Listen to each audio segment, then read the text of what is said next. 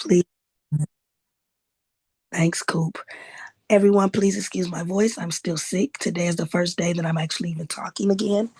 But I'm Alicia Miller, and I am the COO slash founder of MNS Association. Basically, I assign officials, table staff, and we have teams with the organization. Right now, I'm primarily working on the administrative side, which is with the officials and the tables, and I'm an official myself. But I just wanted to go over a couple of things because I assign for shoe companies primarily. And of course, officials are always looking for higher pay for AAU, and I am one of the higher paying assigners out there. However, but I expect quality, not just quantity on the courts. And for that to happen, we need to go through continuous training.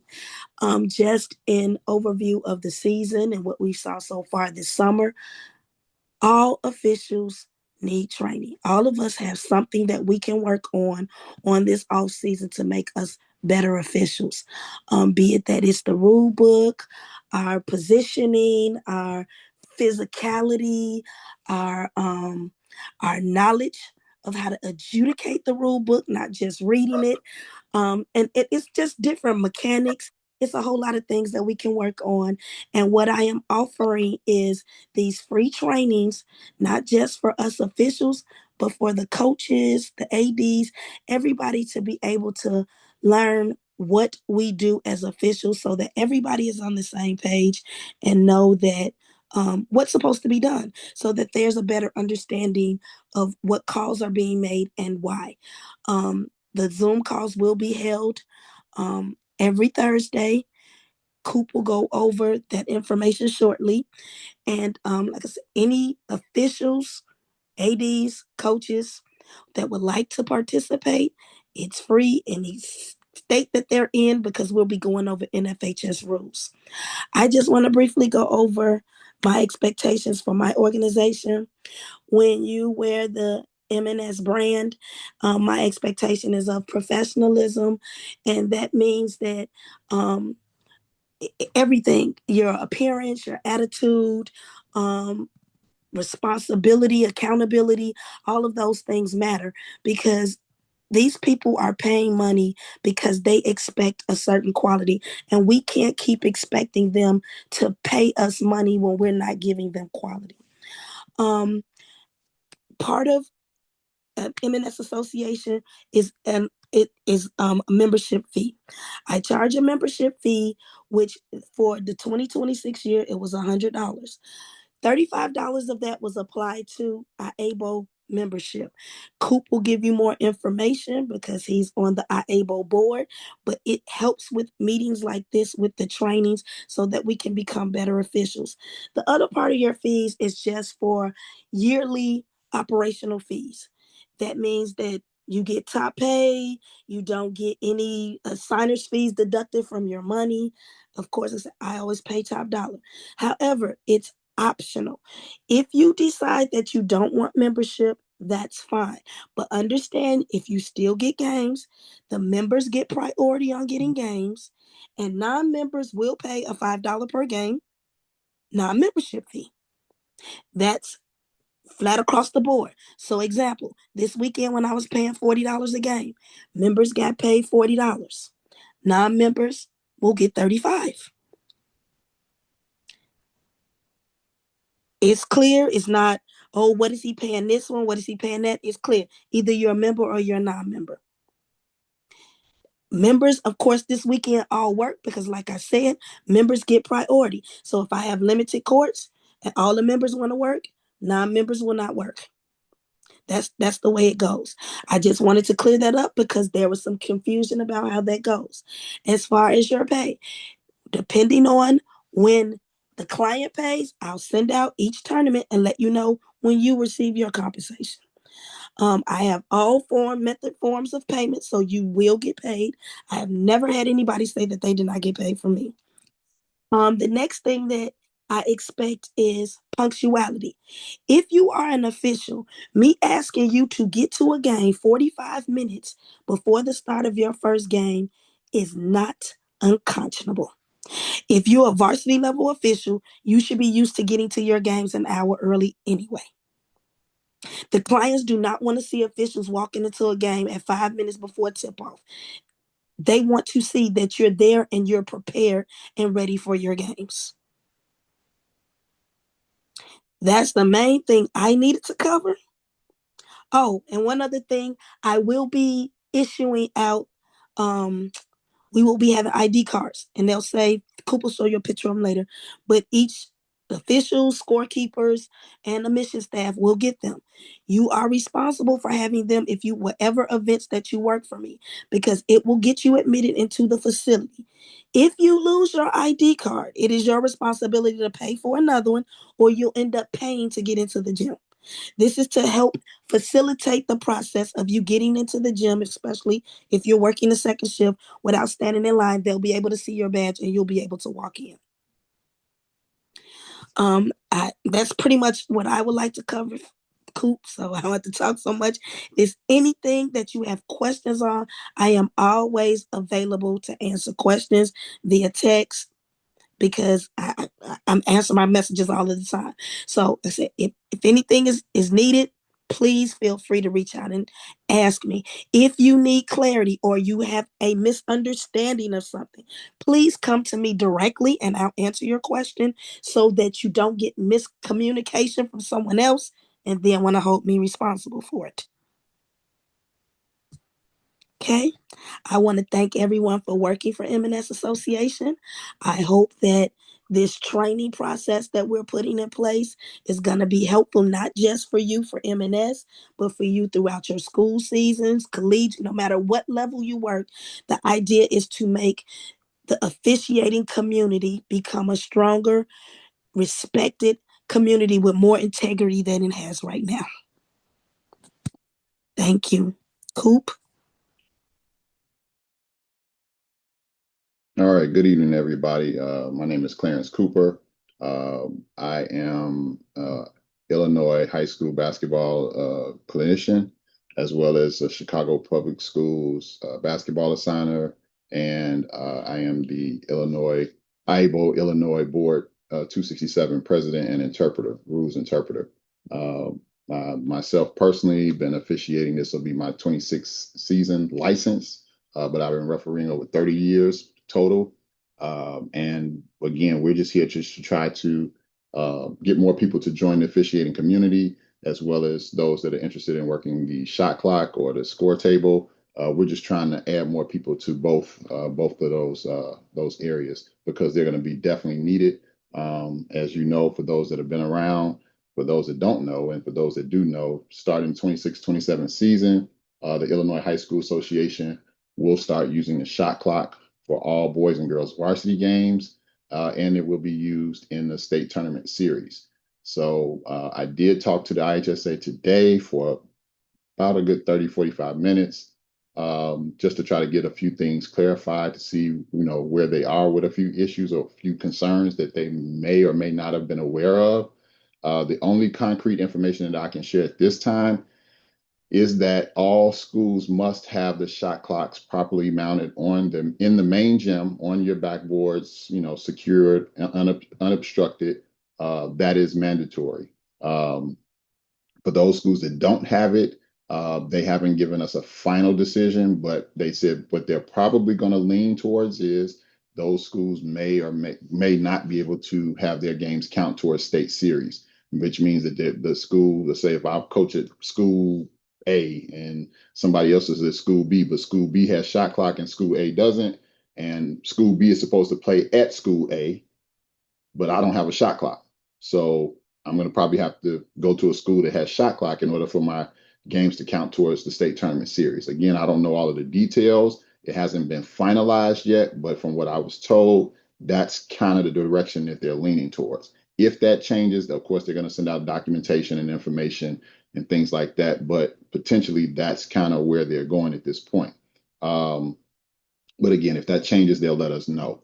So I'm just going to talk about that part as well as the rules. This is what we're going to be training on with our basketball officials. And just know that right now the scorekeepers training will be separate from the basketball officials training until further notice. So because we want to make sure that because we know we got different levels of officiating from first year to veteran officials as well as the scorekeepers, but we want to the officials are definitely going to get the training that the scorekeepers get because it's important that officials know how to read the scorebooks and work the score table as well. Now, when it comes to shot clock, that's kind of the X factor at this point because some schools have shot clocks, some are currently getting them installed. Some of them may have, let's say, Nevco as their scoreboard, but they may not have Nevco as their shot clock. They may have a third party company as their shot clock, which means that the functionality of their shot clock may be different than what the Nevco shot clock would be had they had bought the Nevco shot clock. So we're going to kind of get off into that, again later. But these are things that we all need to know because these are things that are going to be important because it can affect the game one way or the other, in some way, shape, form, or fashion. So, and that's why it's important. We want people to know how to properly, know how to work the score table as far as the scorebook, the clock, and the shot clock. Officials definitely need to get that experience. So I highly am going to recommend, and this is what a lot of the clinicians are going to be teaching at these camps and clinics, to recommend that officials, if at all possible, anywhere you can, get familiar with working a shot clock, get familiar with, keeping the scorebook. All of these things are important because this is going to help you when you actually are refereeing on the court. It'll help you to understand what the scorebook should look like in a certain situation. When the shot clock should reset to 35, when it should reset to 20, all of those types of things. That kind of helps your game management move along a little bit smoother when you kind of understand what should happen in certain situations. Okay, so we'll cover that in our officials training. Again, officials will be getting the score table, training side of things as well as the officiating side of things. Those that's going to be just strictly to learn the score table. We're just going to focus on just the score table, the shot clock, game clock situations, things like that. All right. Any questions at this point about anything from anybody? Feel free to just unmute and ask your question, or either you can put it in chat.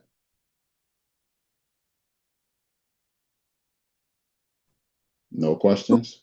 Coop, can you let them know who the MNS clinician Yeah. training staff is for me, please? Yes. Thank you for reminding me. I was about to actually go to that part there.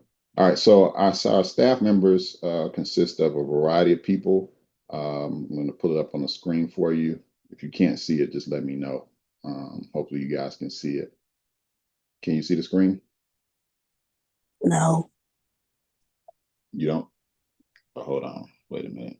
Maybe I need to do this. Let me move the stuff to the center. I see it now. Okay. You see it? You guys see it? You see the names on the screen? Yes, I Okay. do. Yeah, Okay. All right. we have to see it. Okay, great. So these are going to be our staff members here that are going to be providing officials training as well as scorekeeper training. I myself will probably be one of the lead people that'll be pretty much doing a lot of it. But these others, experienced officials, most of these officials have worked state tournament series, if not state championship level games, multiple state championship level games in IHSA in Illinois. Some have, the majority have. I know there are maybe a few that haven't worked a state championship game, but they have definitely worked the state series for several years or more. So we have a great veteran team of officials that can train not only officials, but as well as the score table and the staff members that work the score tables. So they'll be there as well as Alicia Miller and Kendra Roper will also be helping with the score tables training. Okay, so again, if you have any questions, feel free. Some of you all obviously know us already, but those that are new, feel free to reach out to us. We'll be more than happy to answer any questions. And again, it doesn't have to be, just the day of a game. You may run into a situation, you worked the game or you saw a play or, you're not sure of it. You just want to get some clarification. Feel free to reach out to us. We do this all year long. There's some officials that's on this call right now that can attest that we do training all year long, so we want you to learn. We want you to learn and grow so that way you can get a better understanding of the rule and the intent of the rule. Now, with that being said, I'll say this up front. When it comes to officiating, yes, you need to know the rules. Without question, you have to know the rules. But there's also judgment that you have to use. But you can't use your judgment if you don't know the rules. Let me say that again. You can't use your judgment if you don't know the rules. You have to know the rules. There's no substitute for not knowing the rules. The expectation for officials is to know the rules and how to apply the rules properly in the right situation. Again, there will be some areas and times in the game where you have to use your judgment on what you saw or from the angle that you were at. And again, this is why we're encouraging not only officials to be a part of this officials training, but also coaches and assistant coaches and things like that. So if you know that there's some people, or maybe on your coaching staff, or just some fellow coaches that you are familiar with, invite them to come out. Because again, we get it. That everybody thinks that they know the rules, and in some cases they may have an idea, but they may not be 100% accurate. So we want to clarify those situations and those rules so that you get a better understanding of what should happen in a certain situation or how things should go in a certain situation. Now, I'll say this too: those that have been a coach before that decided to become an official, I can guarantee you this: it will definitely open your mind up a little bit better when it comes to coaching, because now you can coach your team based on, oh, I know what the official should be looking at in this block charge play. I know what the official should be looking at if this person was hand checking or, whatever illegal screen, whatever the case may be. You'll have a better understanding of what's supposed to happen or how it should happen. So again, and feel free to invite, like Alicia said, invite fellow coaches. Even if you want some of your players to be a part of it, that's even better, because guess what? Now they can understand the rules and the intent behind the rules. So these things that we wanted to, just to kind of just touch on tonight. Again, if you guys got questions, again, feel free to reach out to us, because we want to make sure that this information is out here, because what we're realizing, and you all know this as well to some degree, that it seems like, and this is just my opinion, but it seems like there's more, when you see a lot of these games, it's like coaches versus officials, when it kind of needs to be coaches and officials working together for the sake of the kids. So this is why we want to try to, bring this information together, bring the parties, coaches and officials together so that we all can learn and grow together. And again, nobody's perfect. Even though we might put that referee uniform on, people think that, oh man, that's not, that referee, this, that. We're not perfect. We're human. We're going to miss a call here and there. That's going to happen. Just like players miss shots, and sometimes coaches, you might call a play that you think like, maybe I shouldn't have called that play, or maybe they just didn't execute it right, or whatever the case may be. It happens. But, at the end of the day, we have to, what they say, the next play, we have to move on to the next play. So again, these just a few topics that we want to touch on. Now, for those that are brand new, we're going to talk about real quick, and I'll kind of say this to the end because I know this can be a little more lengthy. But for those that are experienced and already know what to do, just know that the IHSA is going to open up their registration for the new season, the 26-27 season. Is going to start on May 1st. Okay, it's going to start on May 1st. Here's the information. This is the old 25-26 information, but the 26-27 information is right here. Okay, so when you go to the IHSA website, ihsa.org, and again, we'll share this information with you via email so you guys can read through this. But this is the information you need to go and read and get familiar with. They talk about the registration period again, which starts May 1st. I guess the main thing I want you to just know is it talks about the registration fee, but it also talks about a late fee for each season. So like the fall season, anybody to register after fall August 1st, there'll be a $30 late fee. For the winter sports, which is basketball, obviously, if you register on or after October 1st, there'll be a $30 late fee on top of the registration fee, which is $85. Okay, so the key thing is try to get your registration fee taken care of up front, as early as possible. Once May 1st hits, you can register anytime, 24/7 online. The IHSA will do a background check, just so you know. It's, for lack of a better phrase, a soft background check. Not saying it is, literally soft, but just it's a soft background check. But they will do a background check. Again, you pay online. To register, you click the button, the purple button here, and you can begin your registration. Obviously, and they have a new thing that's been out for a couple of years now for a provisional license, and this is probably good if you have any student athletes that are interested in officiating. If they're 15 to 16-year-olds only, they can sign up for what they call a provisional license, which means that they can go through the same training as the officials, but they can only work elementary games up to freshman level games. They cannot work any games past a freshman level, and they must work with a certified or registered official. They cannot work the games like by themselves or with another official that has a provisional license. But again, they can register, but they have to contact the IHSA to register for that, because there's a certain protocol that they have to follow, because they're still considered quote unquote minors. But they can register to become an official in the IHSA, and that they started this right after the pandemic ended, because again of the official shortage. So we're just trying to get more people to become officials. All right. Any questions about the IHSA registration in general? Again, I'll share this link. I'll put it in the chat for you for those that want to look at it now. Feel free to look at it and check it out. Again, you can go back and revisit this website anytime you want.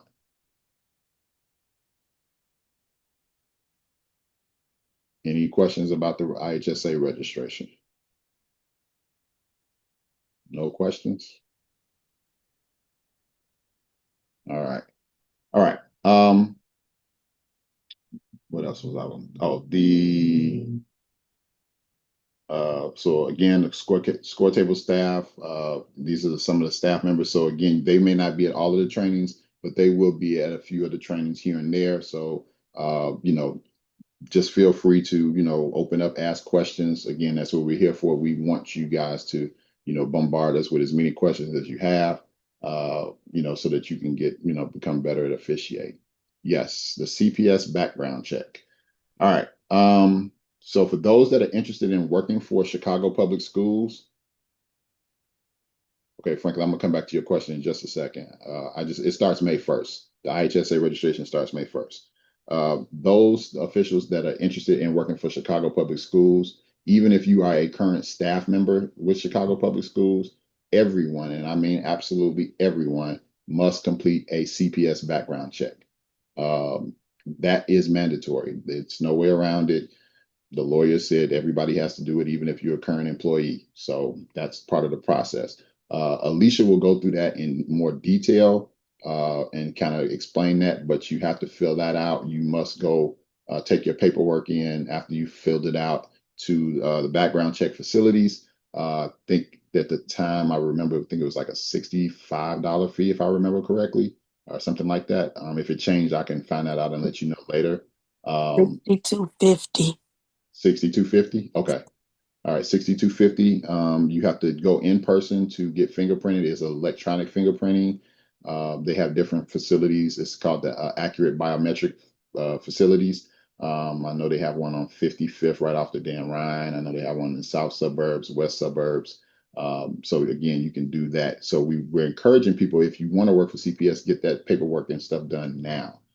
Because the background check process, it may take a while for them to process everything, because they receive a lot of background checks on a daily basis. And when I say they receive a lot, they probably receive a minimum of 200 background checks a day, maybe more than that. So we don't want your paperwork to get lost in the shuffle, but we want to make sure that you get all your paperwork cleared by the time the season starts. So if you are interested, let us know. The background check. Oh no, once you do the background check, CPS background check, you only have to do it one time. But I will let you know this, that they will do what they call a random refresh every so many years, which means that, once you do it, let's say if you completed it today, let's say, maybe in a few days or a few weeks, or however long it takes for them to do your background check, say you come back cleared, in a few years or a couple of years, or how often they decide to do it, they will run your name back through the system again. But you don't have to pay for a background check or go do a background check again, because you're already in their system. So that's the beauty of having a background check done. Once you've done it, then you're good. But they will send you an email when they do a refresh. They have to notify you, letting you know, hey, we're going to run your name back through the system again. Whenever that time may come. Again, if you haven't had any problems or any issues from the moment you took the background check up until the next time they run your name, then you're fine. If you do have any past history, and I guess I really need to say this part, because this is the part that we found out this year, for a lot of officials that kind of threw some people in a loophole. If you do a background check, I'm just going to let you know now, they do what I call a quote unquote hard background check. And what that means is they actually do a background check going back to almost the day you were born.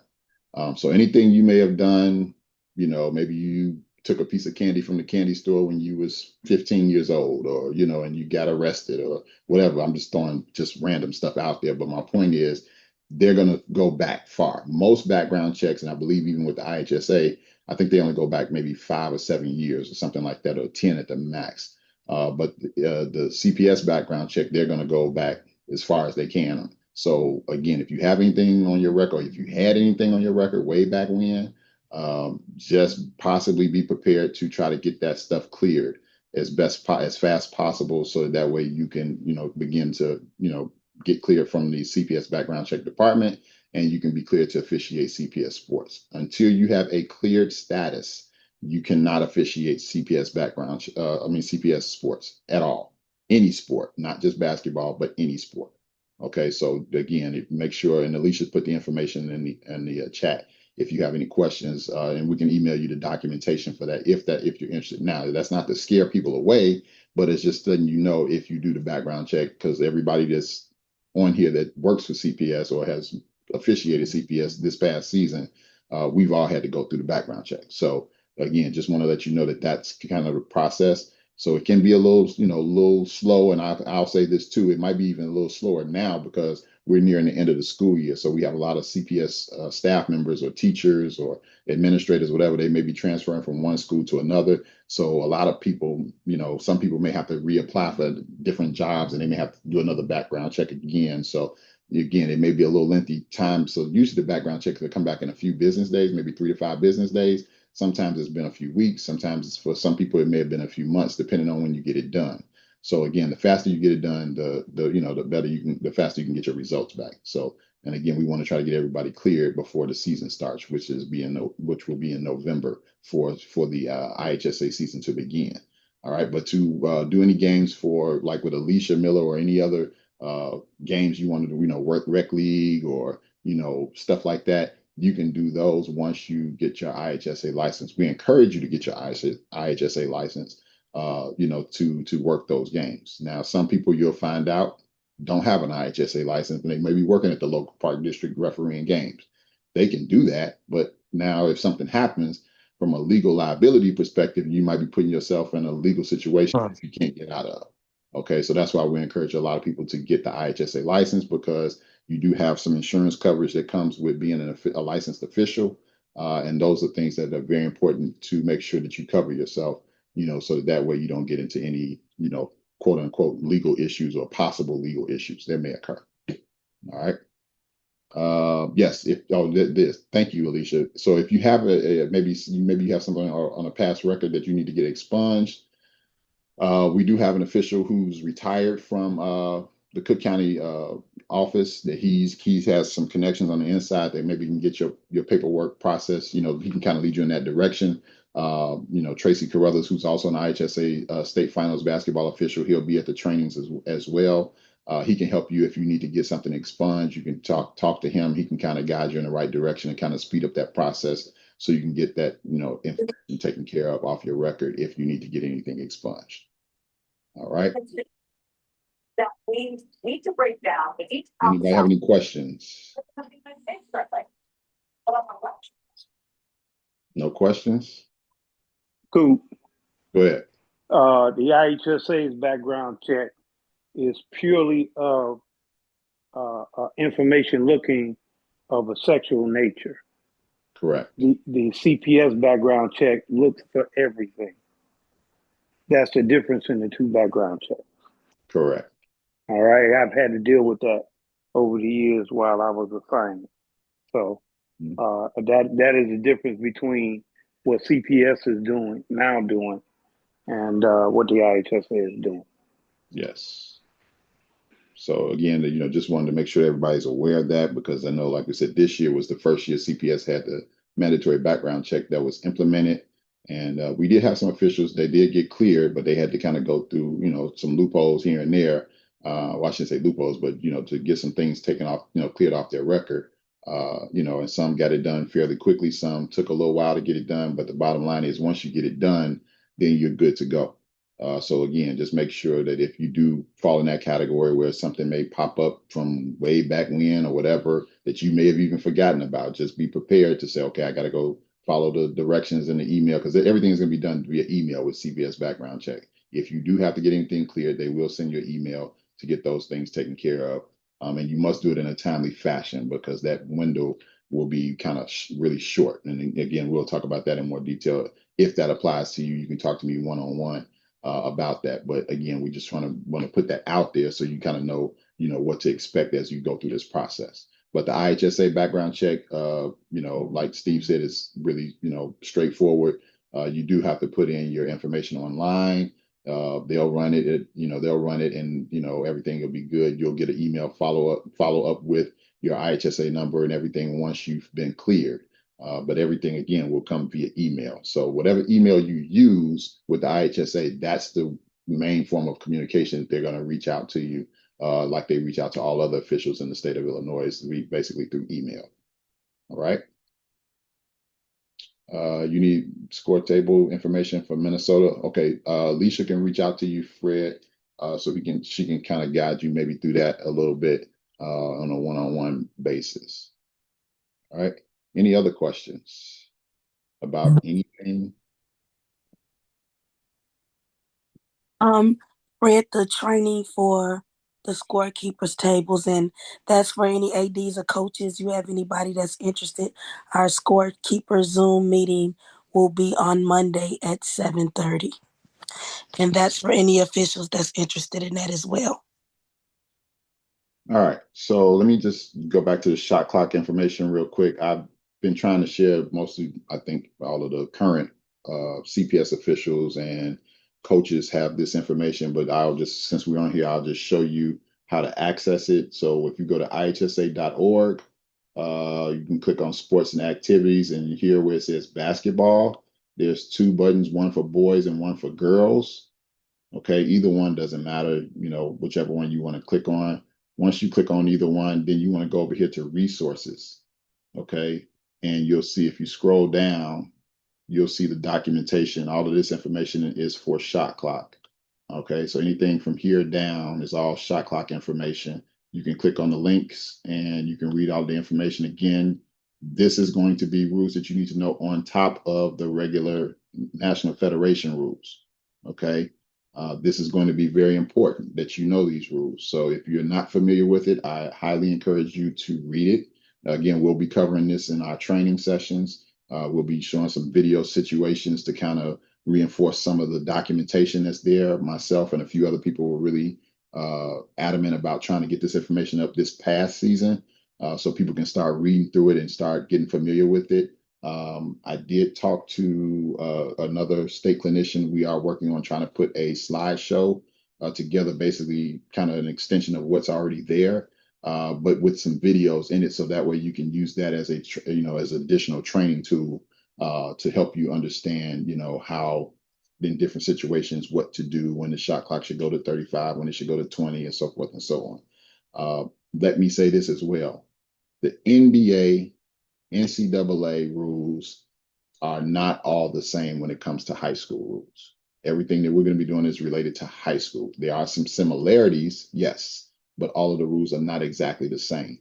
That's another reason why we really want the coaches to participate in these trainings. We want the ADs, if possible, to participate in these trainings, the players to participate in the trainings. Why? Because the more that they understand what the high school rules are, the better off they'll be when it comes time for game time. So you won't be on the sideline. For those that are coaches, you won't be on the sideline, not understanding what the official's doing and why they didn't get this right. Because, well, LeBron James shot up and it hit the rim, da da da da. Well, that's the NBA rule. That's not a high school rule. So again, we just want to make sure we know the differences because again, these are the rules that's going to be enforced at the high school level for that during the summer league as well as during the season. All right. Travell, you said, can you do the background checks before applying to be a ref? Yes, you can. You can do the background check at any time. You don't have to, be licensed to IHSA just yet. But again, I would encourage you to, get licensed through IHSA. Again, for those that did come on late, the IHSA registration starts May 1st. Again, we'll share that information, and it's all on the website, ihsa.org. You just go into the officials area, and then you can click on 2627 registration information. You click that link, all the information is there. We'll walk you through that if you need some assistance. We can help you with that information, but it's pretty straightforward. Again, they are going to do a sexual misconduct background check through the IHSA. So be prepared to talk about that information as well in your application through the IHSA. But that does not have anything to do with like I won't know your information. That's strictly for the IHSA to run your background check, okay? Or anybody else will know that that's all private information. Now, oh yes, thanks, Alicia. So starting this year, the IHSA registration will be happening in Arbiter Sports, which is the platform that the IHSA uses, as well as Chicago Public Schools. Again, we'll go through all of this information as well, but just so you can kind of see it. This is the platform that we'll have to log in and to do all of our registration, our tests, anything registration wise, that'll all go through Arbiter starting this year for all IHSA officials. This will be something new. They will send out this information via email.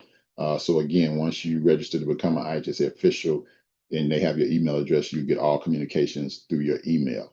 All right. So that, again, this is going to be they do have like an instructional video of how to navigate this new process that's already been put out. And I think they've sent that out a couple of times already. We can send it out as a follow-up as well. But again, just wanted to get that information out to everybody. You will not be able to register the old way. You must register through Arbiter starting May 1st.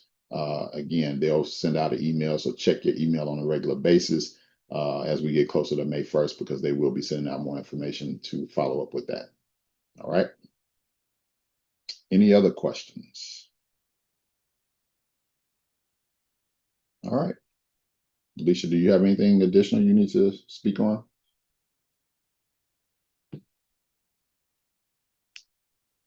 Alicia?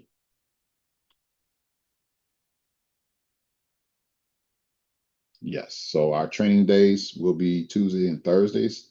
We will be at Phillips High School on Tuesday. We'll be there Tuesday and Thursday. We'll be there. What was the time that you said, Alicia? I don't want to misquote you. 6 to 8. Okay. 6 to 8 Tuesday and Thursdays. So make sure that you can. We'll be at Phillips High School.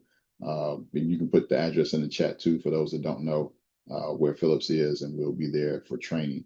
For those that are trainers that are on the call tonight, if you are interested in leading a training, let me know so we can work out a schedule so that we can put you on the schedule for training as well.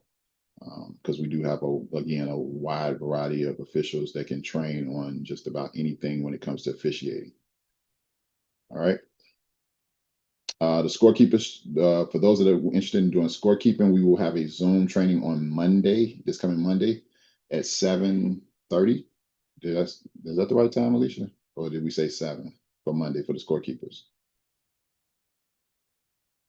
7:30. Okay, 7:30 for the scorekeeper training on Monday. If you're interested in that, let us know. If you haven't received the Zoom link for that, we can send that out to you as well.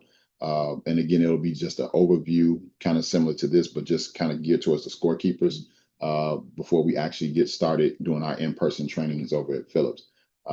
If you are interested in working Summer League, again, for those that came on late, make sure you reach out to Alicia Miller. She can send you all of the information for MNS Association, all the requirements, rules, and things like that.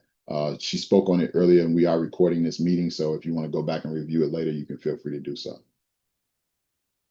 All right, and if that's pretty much all I have at this point. Again, thank you all for being on the call. Alicia, any last minute reminders or anything you need to share with everybody?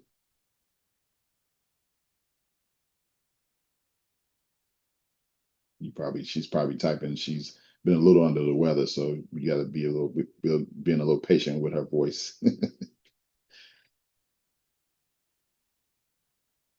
All right, so I'm guessing there's not much else to cover. Again, but if you guys got any questions about anything, feel free to reach out to us. I'll put my name and number in the chat. It was in the email, but in case you don't have it, you can reach out to me. If you have any questions about anything, I'll be more than happy to assist you as best I can.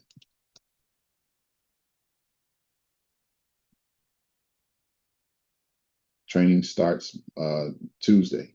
I mean, well, we're doing it. Yeah,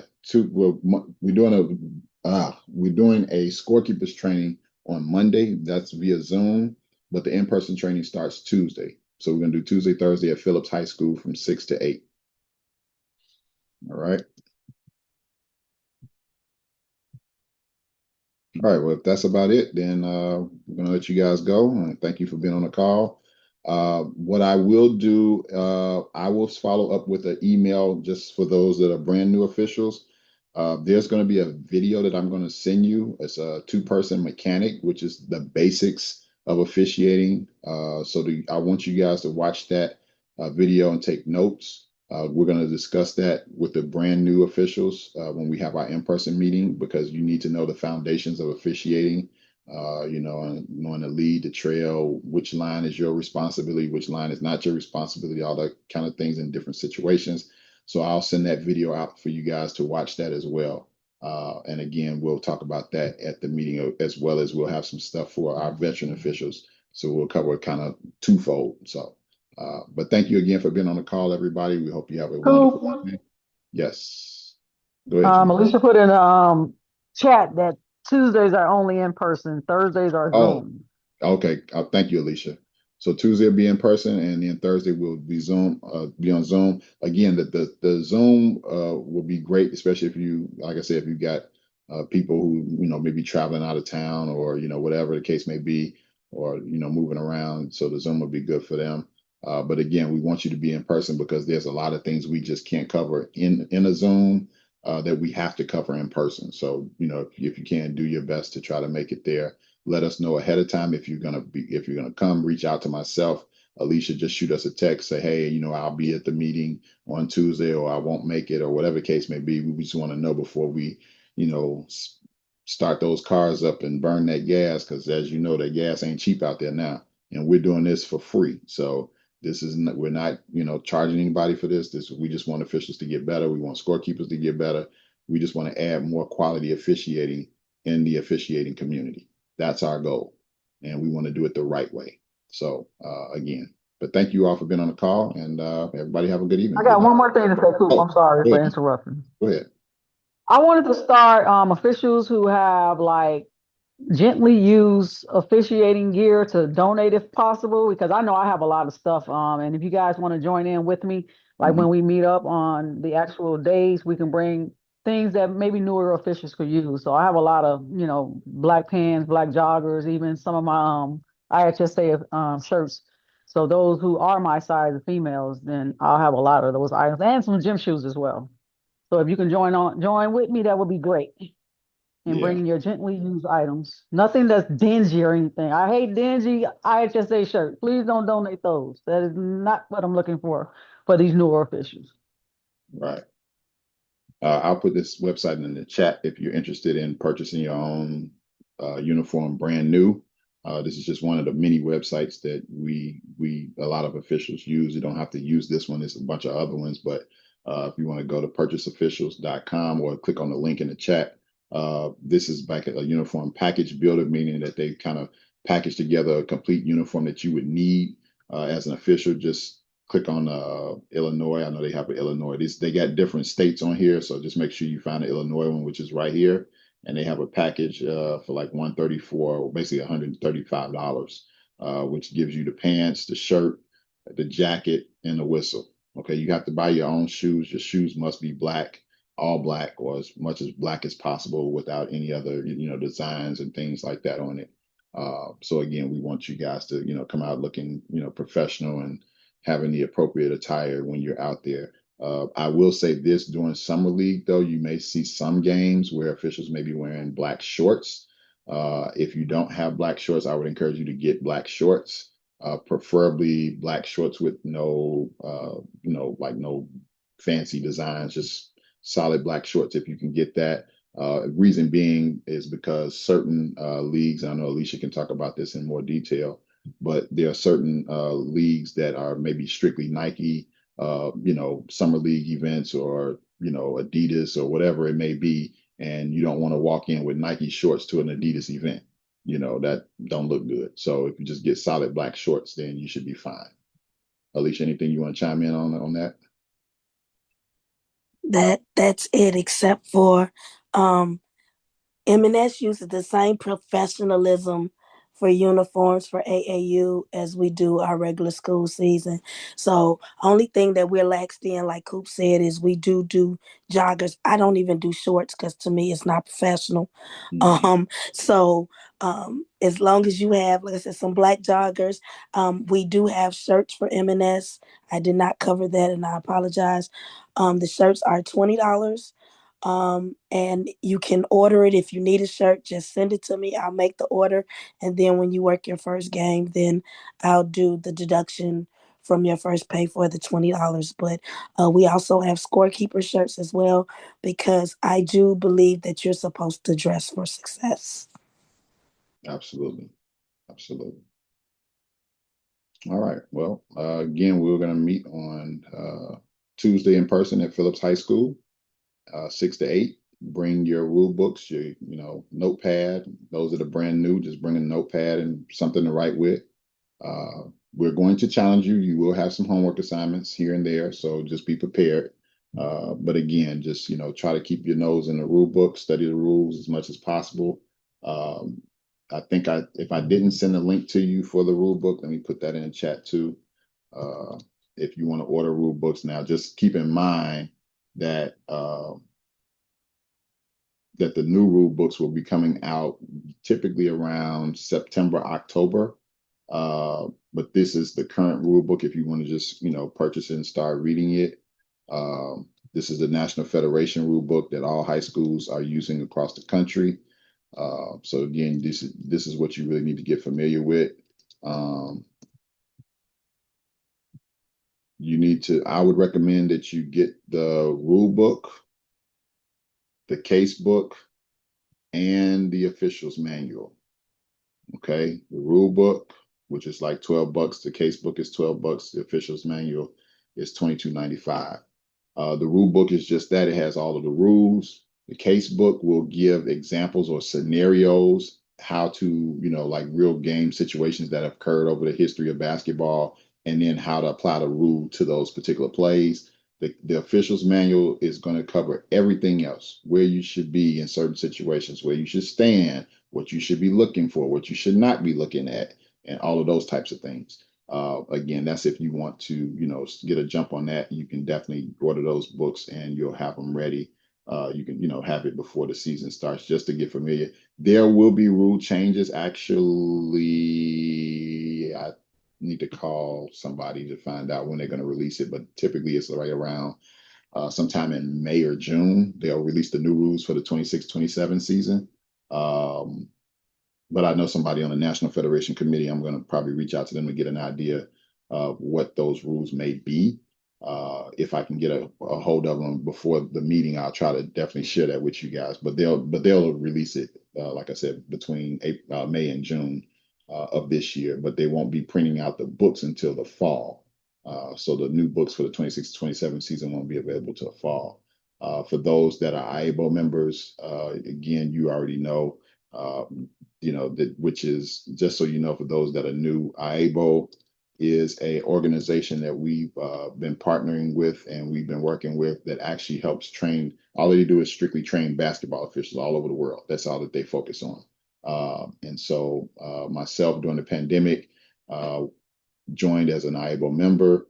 It's $35 a year. You have a plethora, and I mean a whole lot of resources, from videos to documentations to rule book to scenarios to study guides to you name it.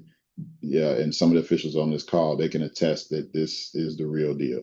I wish I'd have been an IABO member way when I started years ago. Maybe I might have had a chance to work some high level D1 or NBA or whatever. All of us probably would have at this point. But they have a great resource center for basketball officials. I would highly encourage you. This is optional, but I would highly encourage you to pay the $35 a year for the resources or access to videos and things like that. This particular website, which is called RefQuest, is also included in that membership, where they send, like, you make the call plays. So just for an example, I'll just play this play, and we use this in some of our training. So, for example, we'll play a play, we'll look at it, we'll break it down, and we'll find out, okay, what was legal or illegal about this play. You make the call. Not Okay. to interrupt, Coop, but I wanted to answer Randy's question before Sure. people start jumping off. Yes, Randy, you will be on the court in trainings. It's going to be classroom and on court game time trainings on Tuesdays. Mm-hmm. So you should be prepared. You don't have to have your IHSA shirt, but you should be prepared to have your gym shoes, something comfortable, and your whistle, so that you can be able to, because he's going to go over positioning, and that's crucial, like he said, for these plays to get the right angle to be able to make your call. So the answer is yes. Okay. So again, we'll, break plays down. We'll talk about plays, and, because again, what you think the rule might be and how to apply the rule is two different things. So this is why it's important, because obviously if you've ever played basketball, coached, officiated before, you know that the game is very fast paced. And so to make the correct ruling in a quick amount of time, it's a skill that you have to work at. It's not just oh, well, I can do this. Yeah. Okay. Come on out here and see what it's like. You got to be sharp. But it's repetition. Like anything else, it's about repetition. So the more we practice at it, the better off we get. Okay. So, but yeah, I don't want to keep you guys. Hey, Coop. Go ahead. Coop, real quick, the new rules are out for this coming season. Yeah, they're talking about goaltending, basket interference, contact and backboard, and freedom of movement is a point of emphasis. Calling fouls, calling intentional fouls, and stuff like that. That was last year's rules, Steve. That was last year's rules changes. Okay. Yeah. All right. Yeah, but we'll go over that, because again, you need to know the previous rules going into the new season, because those same rules apply. So again, there's a lot that we have to cover. I just hope, and a lot of us who are on this call that have experience will hope those that are new, just be patient with yourself. I think that's the one thing we can all agree with. Be patient with yourself. There's a lot to learn. It's a different perspective. I always said that there's 4 perspectives when it comes to basketball. It's the player's perspective, it's the fans' perspective, it's the coach's perspective, and there's the official's perspective. But the one that has to enforce the rule are the officials. Okay, so we have to know the rules in order to apply the rules, like I stated earlier. All right. Any questions again before we leave? Because I don't want to hold you guys any longer. Okay. No questions? Anybody? No question. It can be about anything. It don't have to be about just what we talked about tonight. If you got a question about a play, a rule, whatever, we got veteran experience on the call. We can definitely try to answer it for you.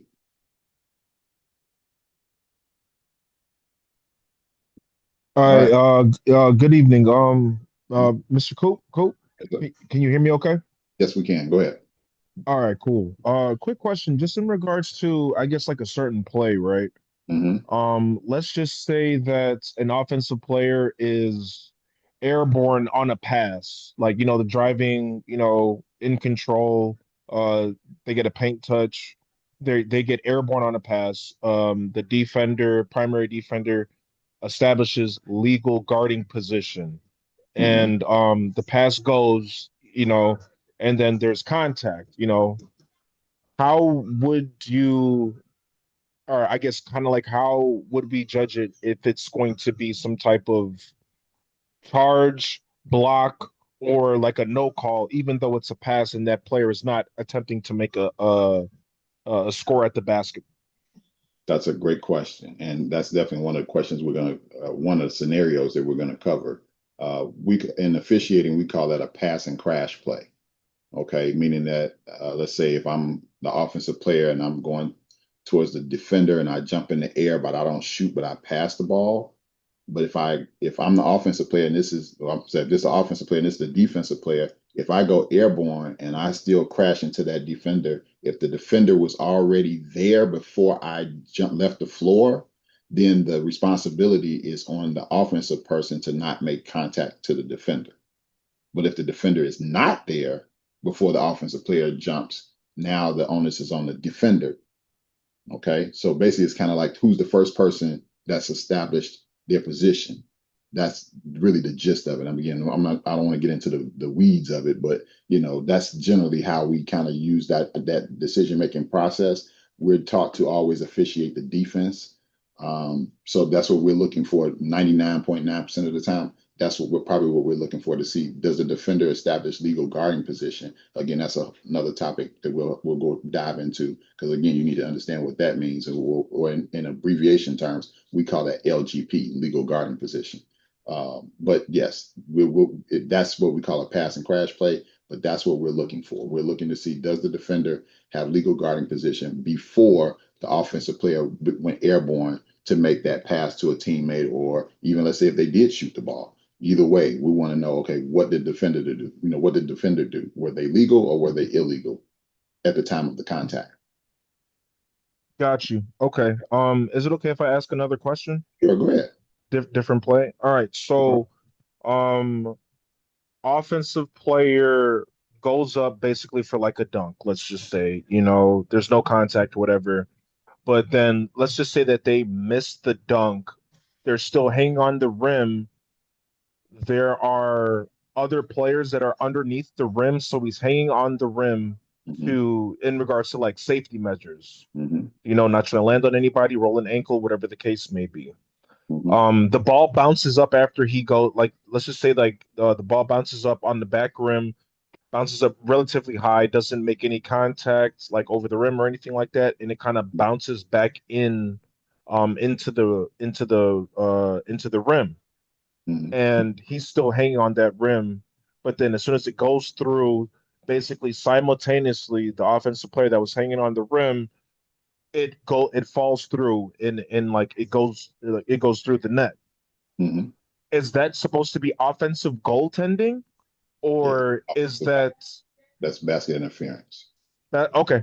All right, cool. Because like I'm just going over these plays because I was officiating this past weekend at the New Balance tournament, and literally like both of those plays that I just asked in regards to those scenarios, they happened, and there was a couple of other ones, and I called it how I saw it, and there were other officials that I was officiating with, like even for instance, like offensive player being airborne, passing the ball, and I got I got coaches just like screaming at me, and they're like, "Oh, you this is that da da da da. You're supposed to be able to overturn him for this and that." I'm like, now let me I'm say focused this. on it in my area. I'm not Right. like I'm sorry that you feel that way, but just try to de-escalate the situation.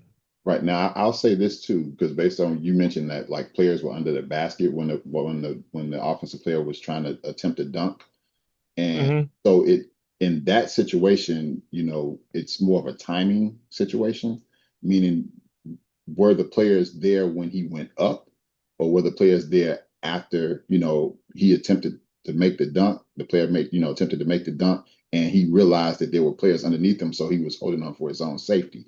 Now that Literally all of them, everything that you just mentioned, yeah, it all transpired exactly like that. right. Now again, that's a great scenario where we talk about the gray area, or those plays that we consider grays, plays that are gray, meaning that somebody might think this, somebody might think that, what have you. That's a perfect play, because depending on the timing of the play and how it happens and what we call this, there's three words that we always use: how a play starts, develops, and finishes. The official that's in that primary area has to make that decision. Okay, what happened? How did things happen? How did the play happen? Now, if the player went up and dunked and somebody just ran up underneath him and he realized that, and that ball still goes up and tries to come down and go in the basket or whatever the case may be, again, you got to use your best judgment. Now we know what the rule says, The rule says that's a basket interference, regardless of whatever, because that ball, the player was still holding on to the rim, and the ball didn't have and I'm assuming, I don't know, I could be wrong, but I don't know if the player, when they tried to dunk, if the rim was like, was with the breakaway rim, did the rim break its natural position, or if it didn't break its natural position. Those are factors you want to take in consideration too. So again, it's your judgment based on what happens in the play. But this is the reason why we want to have training sessions like this, because guess what? We can survey everybody on this call, and I guarantee you, some might say this, some might say that, you know, and this based Yeah. on the judgment of the official. Because again, now you're talking about a player making a legal attempt to score a basket via dunk. You're also talking about the safety of the player, because guess what? He has to be able to land properly and safely. But if there's players underneath him, the rule says that the player can hold on to the rim for their own safety and the safety of others. But at the same token, the ball's in the air. It's trying to, maybe it hit the flange and bounced off, or maybe it was trying to go in. Like, there's a lot of things you got to take into consideration in that particular play, because there's a lot happening. And that play might have happened within maybe, what, a second and a half at most. That like everything that I just conveyed to you and Mhm. everybody else on this call, that happened within like 3 seconds. Like Yeah. there's people underneath the basket. He went to go try and dunk on like two people. Hmm. And it hit the back rim. He's hanging on the rim, but there's still like primary defenders that are underneath the rim, and Hmm. he's hanging on it, and it's one of those breakaway rims. So like it breaks its natural position from being, I guess, parallel to, I guess, on like that 45-degree angle. He's hanging on there, but then the ball bounces straight up and it like goes through the net.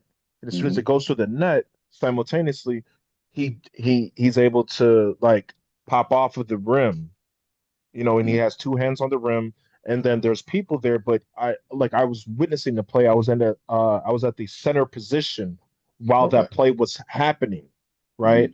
But then we called it goaltending, and kind of just moved on. Like the scoring, like the offensive coach, he was like adamant, like, oh, that should count and blah blah blah. And I'm like, Right. well, listen, coach, I understand where you're coming from, but to de-escalate everything.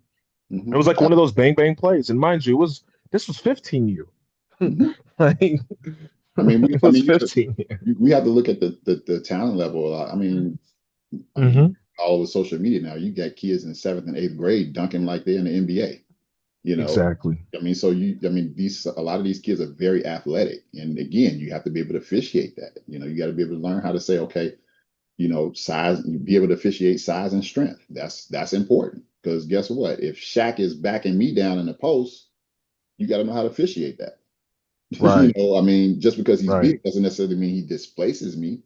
Maybe I'm giving up ground. Maybe I'm flopping. Those are things you got to use. You got to know the rules to understand how Hmm. to apply the rules to those various situations. So again, that's why we want to make sure we cover all of that information, cover the rules, so that we all get a better understanding of the rules. And again, like I said, there will be some gray areas. There's going to be some areas where even you and your partners on your crew that you work in a game together, you may see a play and have different opinions on the play. It happens, but how do we adjudicate the play so that we can move on to the next play? That's important, Right. as well. So we'll discuss all of that. Those are different things, but those are great plays to discuss. I mean, somebody else is on the call if you want to chime in. I mean, and just so you know, the meeting is officially over. So those that want to, get off, you can. This is what we like to call the after party. So we just like to talk plays and, talk basketball. So if you want to stick and stay, feel free to do so. But Excuse me, Get, before you get into that, okay. please just make sure you sign in, because to get MNS games, you have to have class and meeting credit. So make sure you sign into the chat with your name and IHSA number to get credit for tonight's game. And thank you all for attending for those that are leaving. Yes, thank you. And if you're new to officiating, you don't have IHSA number, just type your name in the chat. That'll be fine. Yeah. get used to the coach disagreeing with you. Every time a call don't go their way, they're gonna disagree with you. Their pattern of attack is to try to get you thinking in their direction. So know the rule, have a judgment of what you see and stick with that judgment. Mm-hmm. Okay, And because when it goes against them, they're gonna try to talk you into being more in their favor or calling the play in their direction. So get used to that, dude. yes, and that's why we say it's important to know the rules, because if you're confident about knowing the rules, and I know he's on the call, I'm just going to use him for an example because I had one of his games this year, and I kicked the rule, and Coach Slaughter, who's on the call, he said, "No, that's not the right rule. I'm gonna send you the rule so that you can get the rule right." I said, "Okay." Next day, he texted me the rule. I texted him back. I said, I stand corrected. You're absolutely right." It's because I was thinking of it was a rule that got changed a few years ago.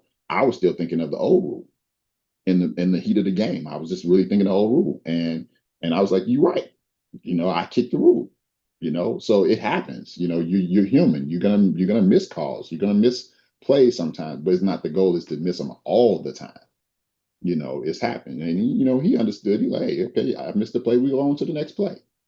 But those are things that happen, but you do have to know the rules. You have to be confident in those rules to know what to do and how to do in various situations.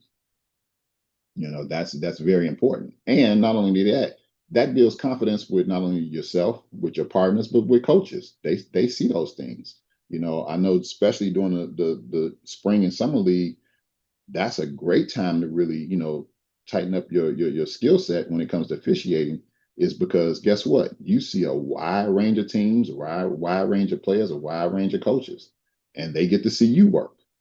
So you want to, be your best when you're on that floor. You want to get out there and get those plays right, because that builds confidence. So now when the season rolls around, and if you're on Coach Slaughter's game or whoever the coach may be, they can say, "Oh, okay, I've seen Clarence work a few times. Okay, he's all right. Let's see how he does tonight." But again, some coaches are gonna try you no matter what. Not all coaches, but some of them are gonna try you. And some coaches do actually know the rules. They actually read the rule book.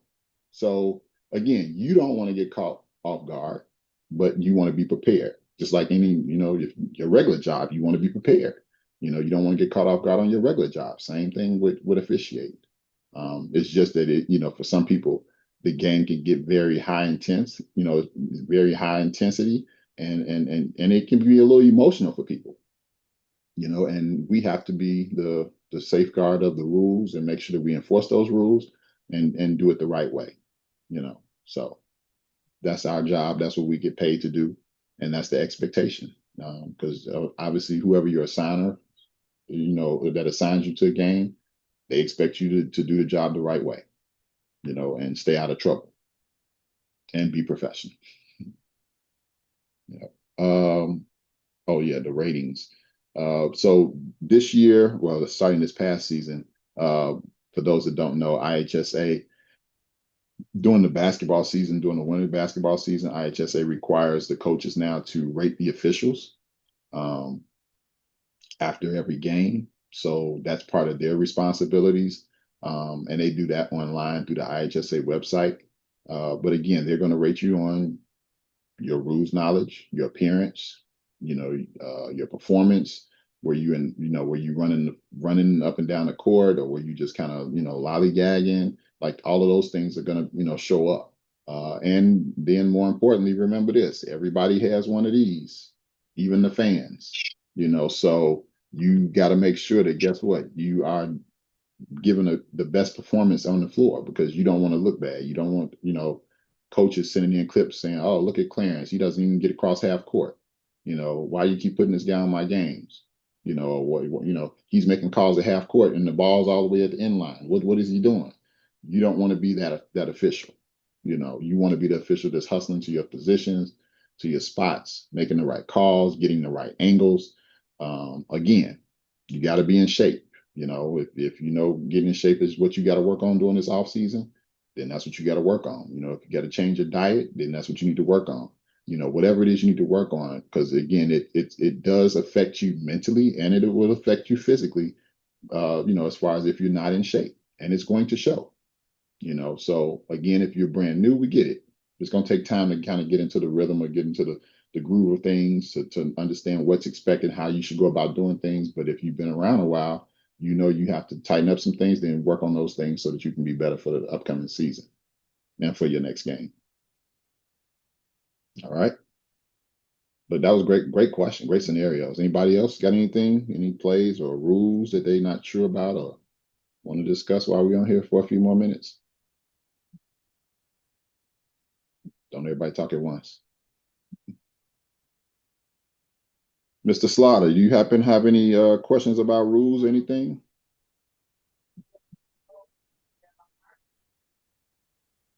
I can't hear you. You're unmuted, but I can't hear you for some reason. If nobody, if Mr. Slaughter is not gonna talk, I guess I got one more question. Go ahead. Just in regards to de-escalation tactics, let's just say it's like a hostile environment in regards to the game. We got fans, coaches, players, and calls aren't just going. First off, like both coaches, they know like they're not going to get every call, regardless, whatever. But just in regards to de-escalation tactics, and then even for instance, like coaches, they're trying to like ride the official, like for instance, like let's just say myself. They're trying to like ride me so they can get more calls. How do you go about like kind of like de-escalating the what are some tactics I should say to go about like de-escalating I guess like the coaches so they don't feel like you are like me, or for instance me as like an official, like I got it out for them, like I'm trying to make sure that they lose by any means necessary, because you do have those coaches that are out there that are like that, and they have those mannerisms. So I guess just in regards to like de-escalation tactics, I guess maybe like one or two, what would you recommend? Well, it depends on circumstance. Obviously, it's just kind of knowing the right things to say.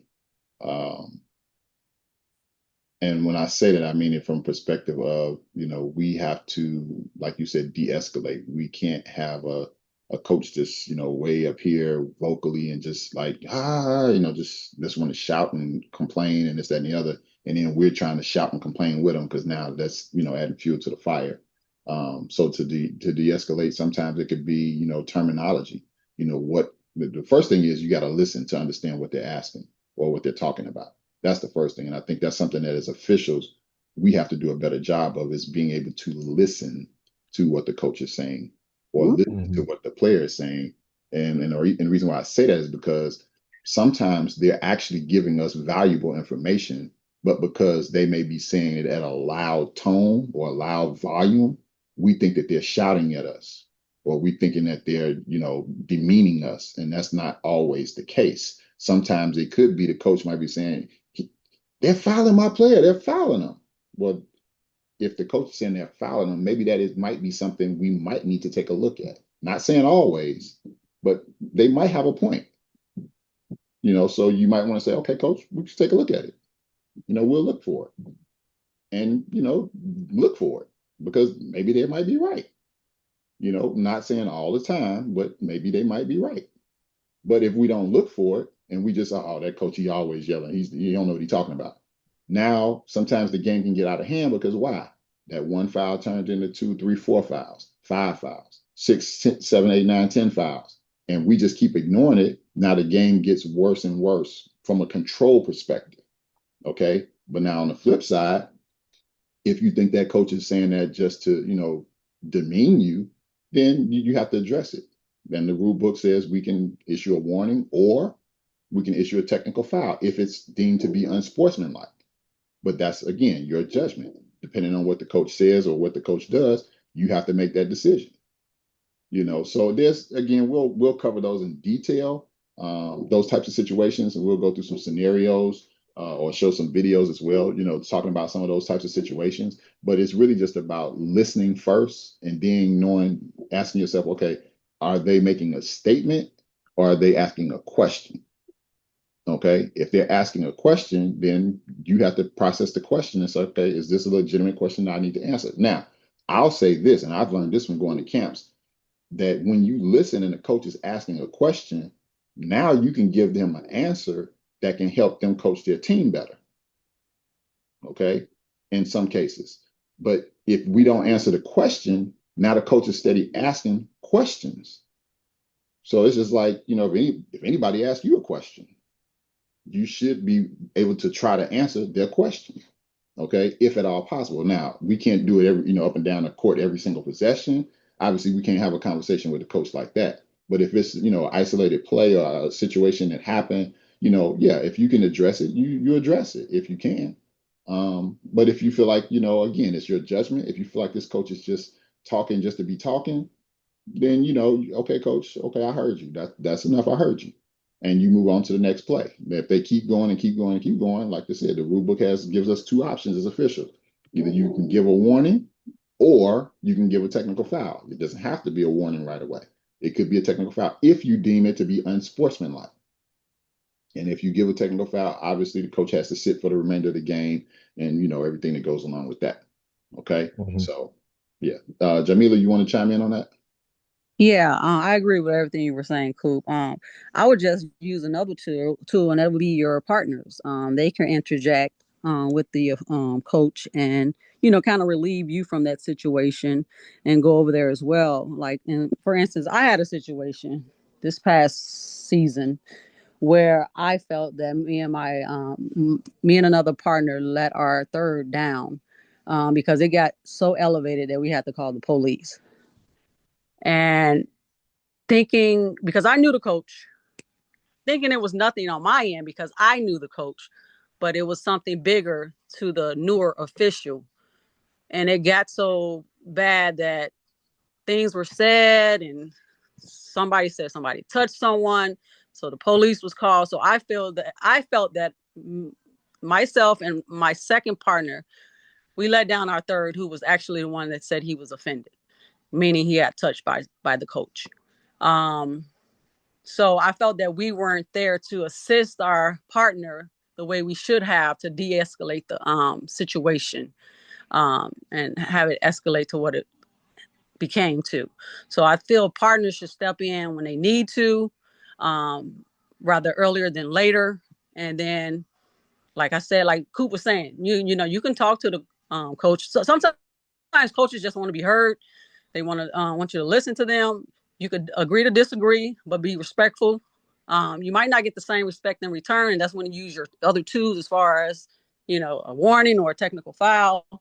But at the same time, I'm very adamant about partners interjecting and helping their partner that's in need at that time. That's a great point.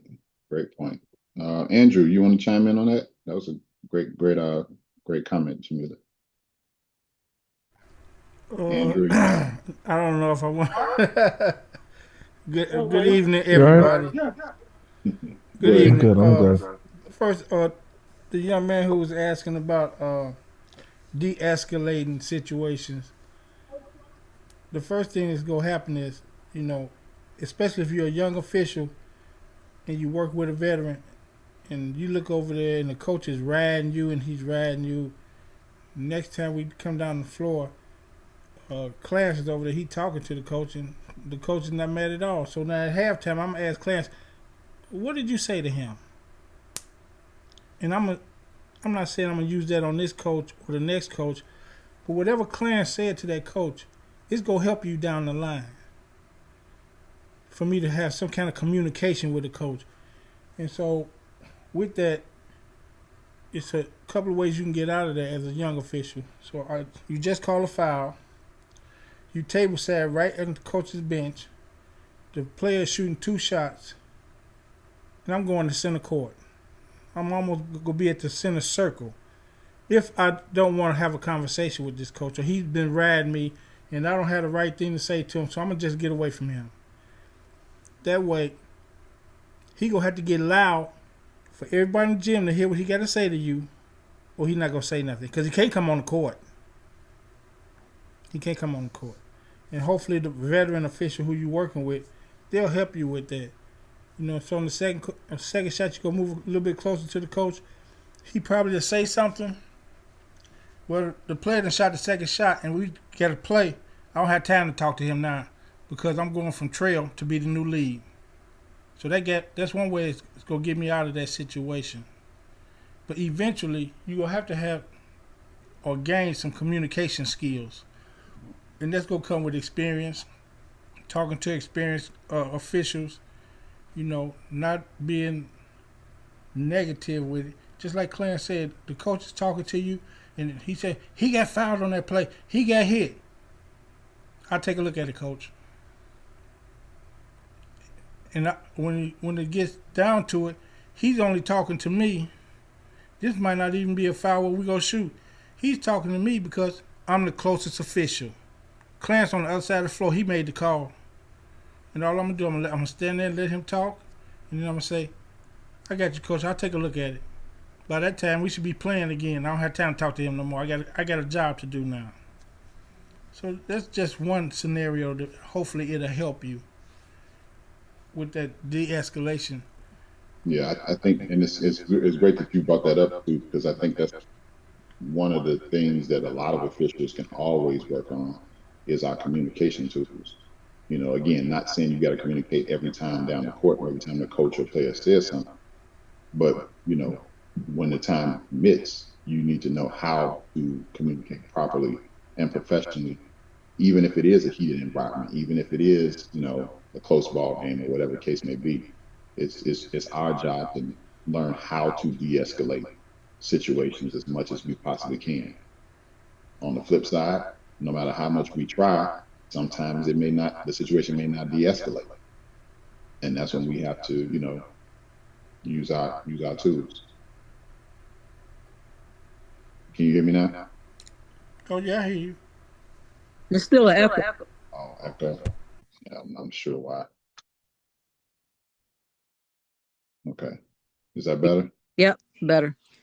I had to mute and unmute it. I don't know why I did that. But yeah, so it's just like I said earlier, it's repetition. The more you practice these situations, the more you're in these situations, the better off you get. And Andrew was absolutely correct. Sometimes you'll work with a partner that may do something. You'd be like, okay, wow, what did it seem like that worked? What did they do? And you find out what that is and put it in your toolkit. And you may have to use that somewhere down the road. And I always say this: be like a Swiss Army knife. Have a variety of different tools in your toolkit because everything doesn't work for everybody. Or in every situation. Excuse me. You may have to, sometimes silence is the best response, if depending on the circumstance, so you just have to know what to do and how to do. And that comes through repetition. And then you might have veteran officials that could get away with a little bit more than you as a newer official, or someone that's been like me. I've been doing it for now 14 years, and I'm still not on the level of, say, like Black or Soup and all them. They have different type of relationship with coaches that I would probably never reach. So you have to know where you stand too, when you're out there on the court. Hey, I don't want to put you on the spot, but at the same token, I think I want to just, since we do have mostly officials on here, or people that want to be officials, Ty, if you don't mind, just from a coach's perspective, like what are some of the things that you all as coaches, I think this is something that we don't talk about much either, is we don't hear much from the coach's side, off the court, but what are some of the things maybe you can share with the officials? Because we have a wide range of officials on the call, from new officials to veteran officials, that maybe you can share, to help us be better at our jobs. Are you there, Tyrone?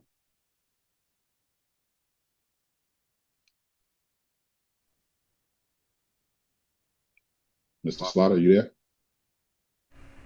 I think he took a nap. Hey, Coop, I can answer that question because I'm coaching now. As a coach, I want people that know the rules. I want to be able to answer questions and get a logical answer. I think because I've officiated for all the years that I did, and we were taught back then that treat the coaches with the same respect that you want them to treat you. And when you show that kind of respect toward them, most times you get it back. There are going to be some instances where you got some coaches that just don't adhere to that, but you have tools to get around that.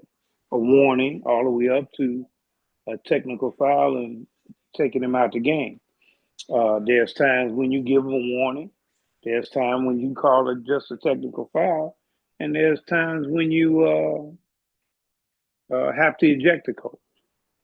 So that is what I look for. Somebody that knows the game is easier. I had a game yesterday at Bremen High School in a different sport, volleyball, but we still have to interact with referees. And it was nice. I knew what to tell my team. This referee calls the game this way. Be aware of that. That referee calls the game that way. Be aware of that. And you know, because of longevity, how the game is going to be officiated, and you know, because of longevity, how you can ask a question and get an answer. Those are some great points. Great points. Mr. Slaughter, you there? Guess not.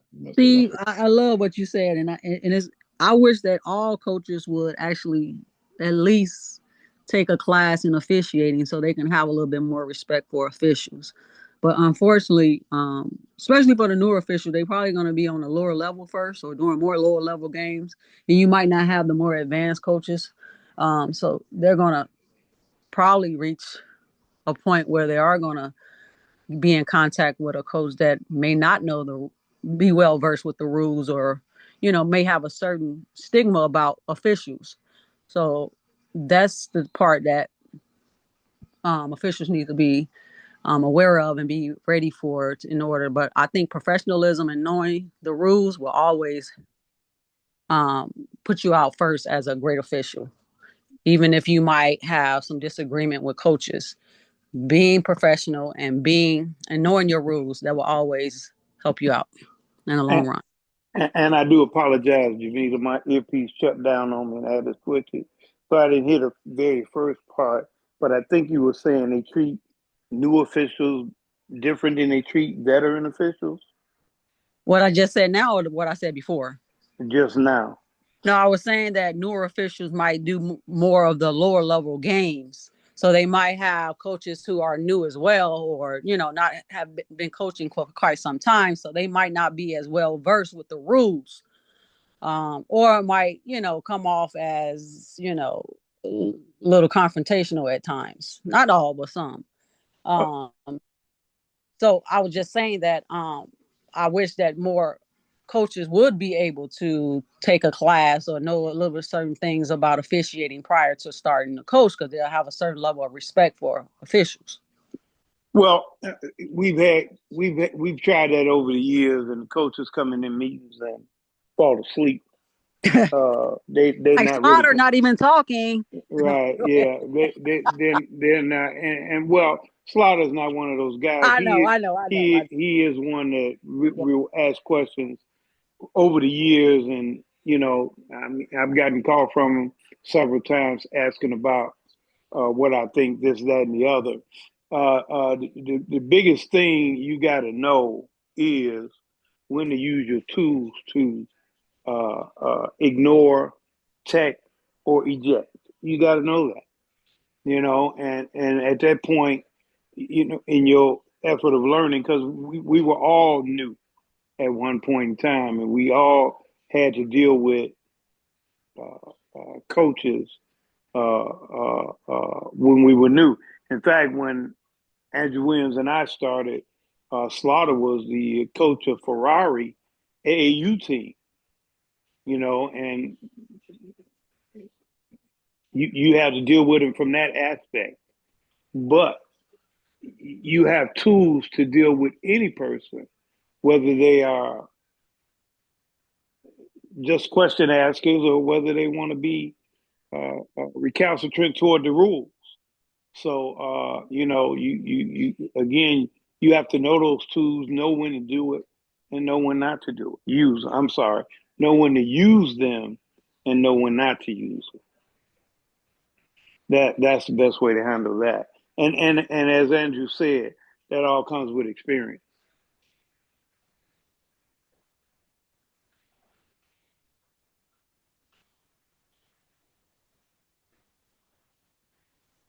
Yeah, that is true.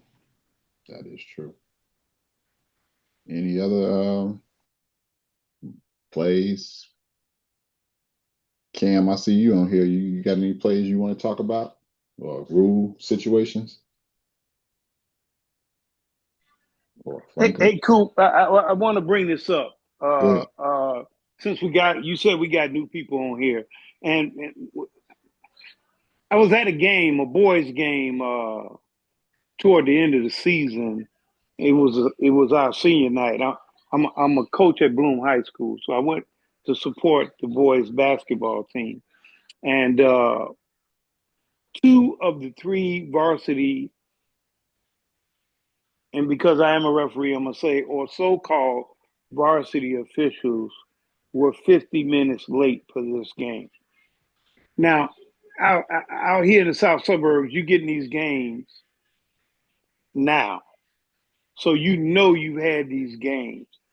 It is horrible for us as a people for you to walk in these games late. Horrible. And the one guy said he apologized and said he was an offender bender. And then we found out because of the school that we were playing, he was at the day before, and their athletic director said that this joker used the same excuse yesterday. It is horrible for us to take these games and walk in at game time. Just god awful horrible. It is also horrible for us to walk up and down the court making calls from the 3-point arc in the back court, in the lane, on the block, in the front court. This is a running game, and we have to run with the game. But we are imbued with folks walking up the court and making those real long distance calls. And we are making this avocation look just horrible by doing what we're doing. Now, you guys saying that's what we do in AAU. Well, you're not working 10 and 15 games in AAU. You come into that varsity game and you work in one game. Your job is to get them down that court. Your job is to be in position. And your position ain't a half court, it's the 28-foot mark. But we are missing the boat, and we're going to lose out by losing people because we keep doing what we're doing. So I wanted to throw that in there, sir. Well, that's a great point. I mean, it's all factual, and it's not everybody, I don't want to say it's everybody, but, for those that it applies to them. And, they know who they are. And some of us have worked with some of those people, or we know some of those people. And, like I said, my philosophy is this: if you accept a game, you're supposed to be giving 110% effort on that game. That's the expectation. No one wants to pay somebody for a service and they giving you half effort, because if you get half your pay, then you mad. So, give better effort, know your rules, be in shape, get up and down the floor, because we all know what it takes to do the job. We know we got to run. We know we got to, be in some type of shape. I'm saying you got to be as fast as the kids, because we probably never be that fast again, at least most of us, but it's still, you got to be in the position. Like you said, you got to make a conscious effort to do your job the right way. And that's all anybody is asking, is just do your job. Do what you're getting paid to do. Do what the rule book says do. That's what we're supposed to do, and then, you let the chips fall where they may at that point. And that actually, that actually starts your game off on a bad Yeah. start. So you might think, then you might have again the coaches coming at you because they're already upset that you're late. So Mhm. Yeah. So I mean, it becomes a domino effect at that point, and it's hard to, you know, try to change a coach's mind when you come in late, especially if they don't know who you are. Now it's different if they know, oh well, Steve has been repping for 30 plus years. I know he's a reliable rep. Sorry to hear he's an offender bender. He might be a little shaken up. Okay, fine, but that's because that coach knows Steve, and he knows Steve is not the type of person that's going to be lazy on the game. But until you can get that reputation of working with ads and coaches, you have to really work to prove your worth. You have to get out there and show you what you can do. And again, one play at a time, one game at a time. That's all we can do. But you want to make that one play or that one game like the best game ever. That's what you want to do. Treat it that way. Because if you treat it that way, then guess what? You're going to eventually stand out. People are going to say, "Oh, I like that person. They work hard. They give effort." And again, that's all any coach or any player or anybody, a signer as well. That's all we ask you to do is just to give the effort. Give the best that you can give. And that's all we ever ask. Hey, and I let me like Jamila, let me chime in right quick. go ahead. Cause I got CRS. If I don't say it now, it's called can't remember shit. Uh, for the young officials on this call, and you go start doing the AAU games, and they don't pay a whole lot, but the games will give you some experience. But I would suggest don't take 6 and 7 games, cause that's gonna tell everybody that he or she just out here working for money. That Cause is I'm gonna so be honest with you, I don't care how young you are, I don't care how old you are. After that third game, it's a wrap. I don't care how many. If it's Steve, if it's me, whoever else is on this call who's a veteran, I didn't see everybody's name. It's not the fact that you've been running for 3 games. It's the fact that you've been in this gym for 3 hours. Probably went to the bathroom once. Haven't eaten anything. And you tired. And right there on that third game, nope. Now you go do a fourth game, and that's it. Right when somebody who was an assigner felt like they go stop in this gym and watch some referees, and there you are out there, tired, sluggish, walking, and somebody mentioned your name, and I'm gonna just use myself and say, I see this person. I say, you talking about him? You talking about her? No, they lazy. They just working for money. They're not trying to get no better. And it's not that you're not trying to get any better. Your body and your mind are both tired. You're not focusing. You're not looking at the game like it's supposed to be looking at if it was your first game. This is just going to be me and what I'm going to do. I'm going to take 3 games. In that first game, I'm going to work that first game. And I'm going to work that second game. In that third game, it's almost time for me to go. It was a wrap. So I'm just saying, and when you work in those games, if you see a referee in the gym and somebody say, there go Clarence over there, Clarence just standing there, and it's timeout or it's halftime, say, Clarence, if you get a chance, man, you can come over and watch me and give me some tips if you don't mind. And don't get in your feelings when Clarence tell you, you got good judgment, but you're not hustling, and you're out of position. Oh, Clarence don't know what he talking about, man. I was on all them. No, you wasn't. Mm-hmm. When somebody is giving you that type of information, they're not making anything up on you. You did that. Steve's been there. I've been there. Clarence has been there. Jamila's been there. And yeah, sometimes we do get caught up in our feelings because I did. Me too.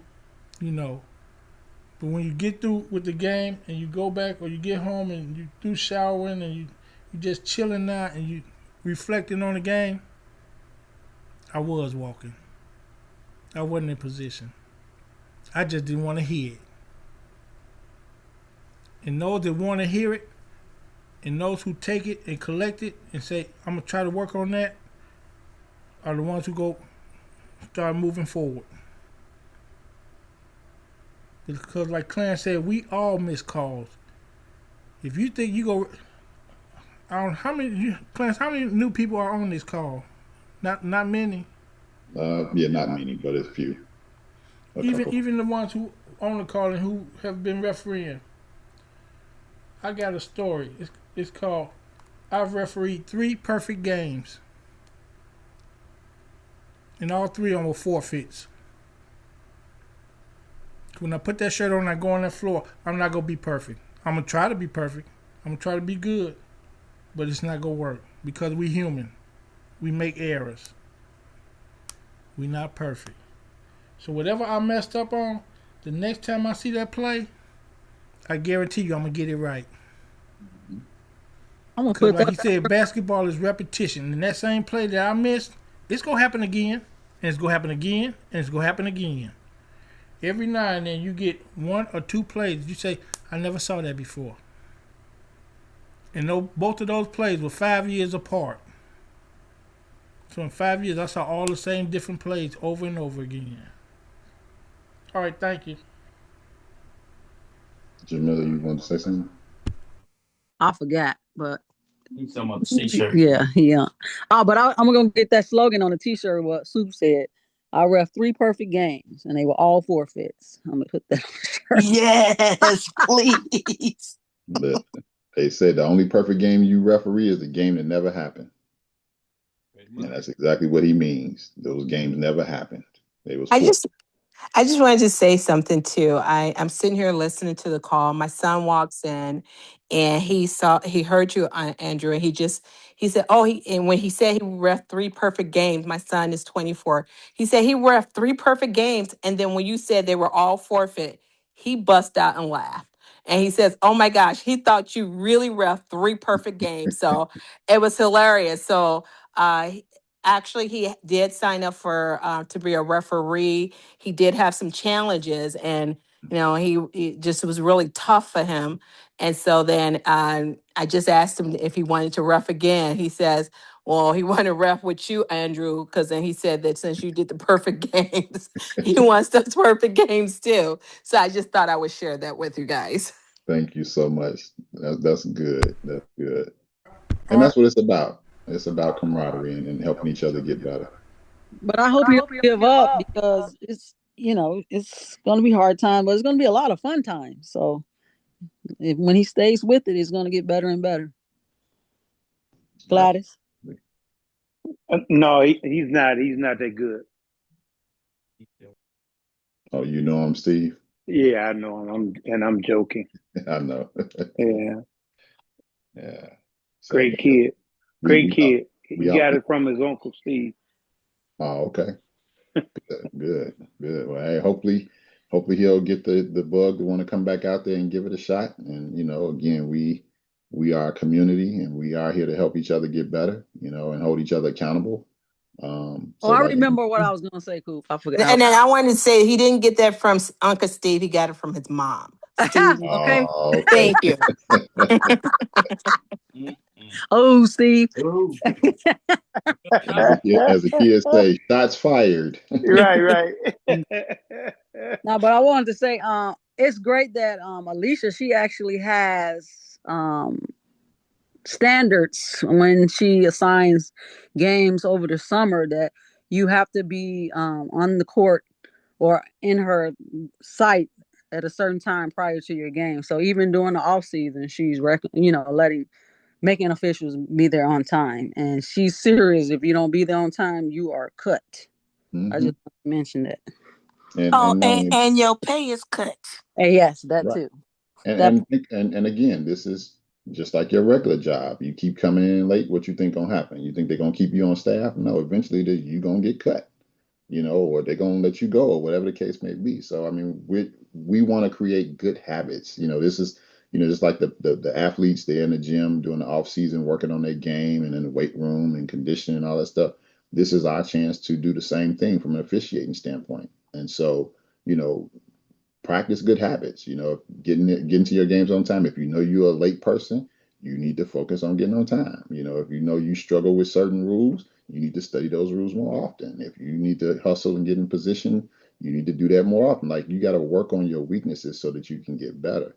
And guess what? And Andrew just mentioned it. Ain't nobody perfect. Steve will tell you, all the veterans that are, Tracy, a few others that's on here, no matter how long you've been refereeing, you can always still work on something. When I hear people like, oh, well, yeah, I don't really have much to work on. Yes, you do. Yes, you do. There's always something you can work on.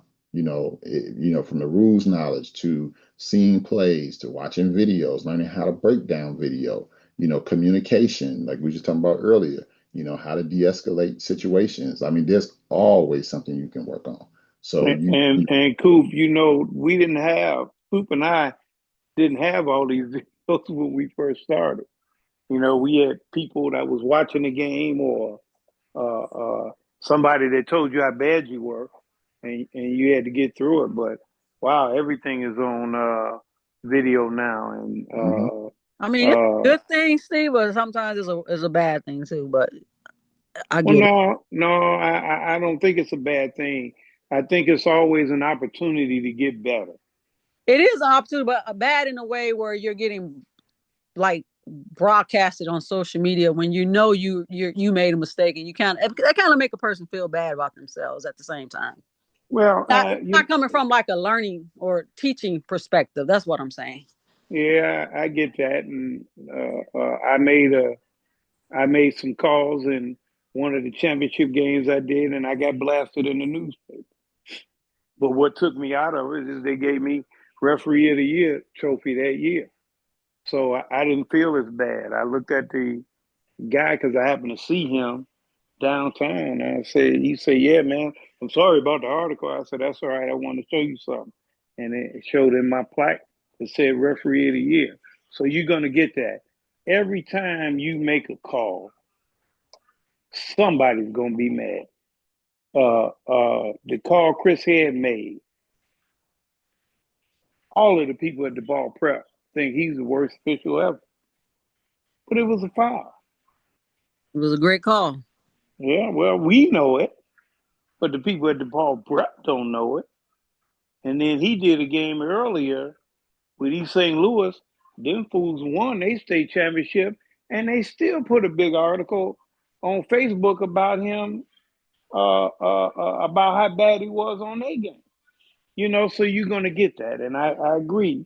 You get the videos and you get the Facebook posts, social media mess, and you hear that. But it's all about knowing what you do. I watched you come up, and I watched you turn into a fine official. I'm not the only one that see you as a fine official. We remember them first games that you did, though. We remember the first games that we did. Andrew Williams can tell you about all the screw ups he had when we first started. So can I. But look at where we are now. And that's because we put the work together to make ourselves assignable and to make people say, this person can work. Let me make sure I give him or her some tougher games. And that's what it's all about. We got to get more people in the mindset of working like that. That's what we got to do. We got to get people more in the mindset that care about how they look on the court. We got guys out here with black and gray referee shirts, and it's gray from them not washing the shirts. And that's horrible. We got people walking in games in the wintertime with salt crawling up the back of their pants while they're running on the court. We didn't do that back when we started. And I do understand COVID. I do understand that. But just like we said in the past, people take stuff too far, and we haven't had COVID in 4 years, and they still want to do the things we did during COVID. But if you want to make yourself look good, you want to get to where you're going to get, where you want to get as a referee, you got to put in the work. There's another thing that Andrew and I did that is not being done as much as far as I know now. We formed our own little personal study groups. Well, we did a phone call, 8, 9 people on a phone call. We met at somebody's house, got some food and some beer. Hey, let's argue about this rule. What do you think? How you gonna call that? What you gonna call? What do you think of this? What do you think of that? And that's just not. We are saturated with people thinking they know what they doing, and they don't. They don't. We But are also saturated with people that's not trying to be good at this work that we're doing. go ahead, Alicia. Just wanted to say, to chime in on Mimi about the public ridicule. It's not just for officials, it's for assigners as well. Sometimes some people just like to be negative, and we just have to rise above because it makes us stronger and it makes us better. Agree. And I think the one thing we all learned, especially for those who have been officiating for a while, we've been learning from our mentors who've taught us, you got to have thick skin in this business. And that if that thing that's the truth, you got to have thick skin in this business, because if Especially if your video goes viral like mine did. that too. I mean, even if it don't go viral, just like Andrew said, sometimes if you might get your peers that may say, "Hey, on such and such a play, what did you see? I saw this. You might want to take a look at that play again." Mm-hmm. You got to have thick skin. You have to have a mind to say, "Hey, I'm willing to listen so that I can learn and get better." Not know, "Oh well, I've been doing this for X number of years. I know what I'm doing. You can't tell me what to do." Right. That ego is not going to get you anywhere. And not only that, if you're working a game with a crew, your ego can actually hurt your crew and hurt Yeah. hurt the outcome of the game, because you might pass on calls that you should be blowing the whistle on, or vice versa, because you're worried about me, myself, and I, and not about the crew or about the team, or because we are a team. When we go out there, we're a team. If it's a 2-person team or a 3-person team, or crew, or however you want to look at it, that's still our team. So we have to individually be on point so that we can make the team look good, and not worry about, like they said, "Oh well, you calling over here to say, yeah, you're supposed to call in your primary. You're supposed to be responsible for your primary. But if you ain't making calls, now that means your partner's got to help you out so we can stay out of trouble." So there's just a lot to this business that a lot of people don't know. It's a lot to this business that a lot of people, once they start learning, they're like, "Oh, okay, now I see why officials do this, or why they said that, or what have you." I mean, there's former players and people who coach that decide to just at least come and listen and learn, like what some of the things we're talking about tonight, and they have a different perspective. They're like, "Oh yeah, I thought it was a different way, but I got a way different respect for officials now, because you guys really study this is not something we just wake up and put on a uniform and go referee. You have to put the time into this, especially if you work in college ball and high school ball, or if you're fortunate enough to even work at the professional level. You have to be a student of the game, like, all the time. You have to eat, sleep, drink this stuff. If you want to be successful at it. Now we have some officials, that's their goal. They want to try to make it to the WNBA, to NBA, or the G League, or whatever. Some people just want to work college. Some people work high school. Some work rec league.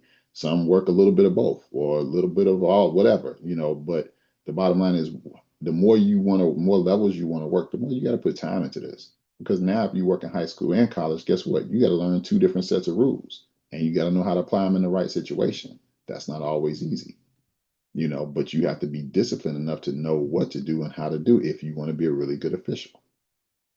So it just takes practice, it's repetition. But at the end of the day, yeah, you can be successful at this. Anybody can, because you're an independent contractor. All of us are independent contractors. I can't sit up here and be like, "Oh well, Steve is holding me back."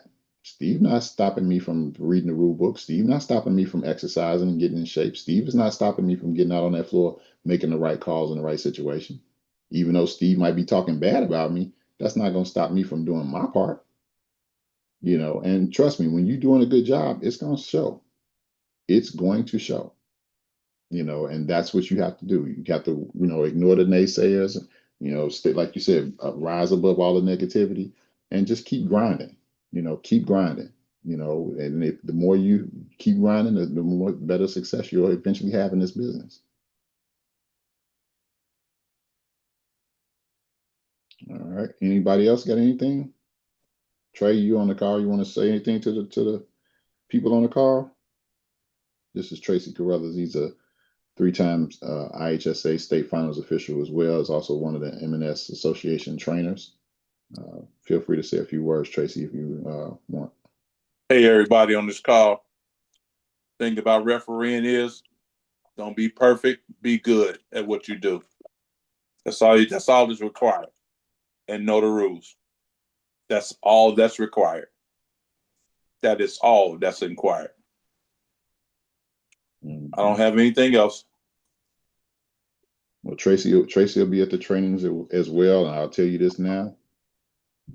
Tracy, as well as Andrew, as well as myself, Steve, as veteran officials, I don't care where you are, if you're in the gym, if you in a parking lot, if you at the bar, if we see you, don't be surprised if we ask you a rule and we expect you to know the answer to that rule. Or a play situation, we expect you to know the answer to it, because you always got to be prepared. You always got to know what you need to know. So that's why it's important that you read the rule book and that you study so that you can be prepared to answer questions. Because guess what? When you're in the middle of a game, stuff happens. And it's not like they're going to tell you, oh, this is about to happen. You have to be prepared for anything to happen. And you got to know how to adjudicate those situations when they happen. So this is kind of part of the way, I should say, how we train. So don't be surprised if you get asked questions that's going to challenge your thinking, that's going to make you feel a little uncomfortable. Because some of these heated games you're going to get into, it's going to make you feel a little uncomfortable. But you got to know how to apply the rules. You got to know how to adjudicate the rules and get through the game as smoothly as possible. So, yeah. Anything else, Alicia, you want to chime in with before we head out? Unless somebody else got anything else to say? Yeah, I got something to say. Ahead, Steve got the referee of the year. That was mine. He took it from you. Yeah, and I still want it. Great. All right, go ahead, Alicia, if you had anything. I just want to say thank you, everyone, for participating and doing this, and especially to those of you all who are on this call, because you have personally helped me in my officiating career. And I know, and I've entrusted you all to do this for me, because what you do for me as an official, I know will be an asset to everybody else. For those of you all who have not had the benefit of working with these gentlemen, please take the feedback and constructive criticism, because it is just that, constructive criticism, and apply it, because it will open doors for you in your officiating career. Absolutely. Oh, yeah, Alicia, by the way, since you mentioned that, can you tell them how you have to leave your egos to the side? Yes, please leave your egos to the side, because I do every time. As you see, I am the founder of this, and you see, for the majority of this call, I am listening and learning just as you. It is not about what your title is. It's about everybody has something to contribute to make it positive, a positive situation and outcome for everybody. Because at the end of the day, we're one when we're on that court. So I can't look better than you, and you can't look better than me. Either we both gonna look good or we both gonna look bad. That's how it works in this business. Right. That's right. So, all right. Well, with that being said, if nobody else has anything else, we're going to get ready to call it a night. Again, we're going to meet in person at Phillips High School on Tuesday from 6 to 8. Alicia, do you want to let them know like what door to come in and that sort of thing, what room we're going to be in? You want to let them know I about have that? to get the room number, Okay. but we're going to be coming in door 4, which is on the street side, the opposite of the parking lot. And we're going to be in the upstairs gym. We're going to be in the room right across. For those of you all that are not familiar, Phillips does have an upstairs gym. And we'll be in the room right across the hall from the gym. What we'll be doing is my team will be practicing from those hours.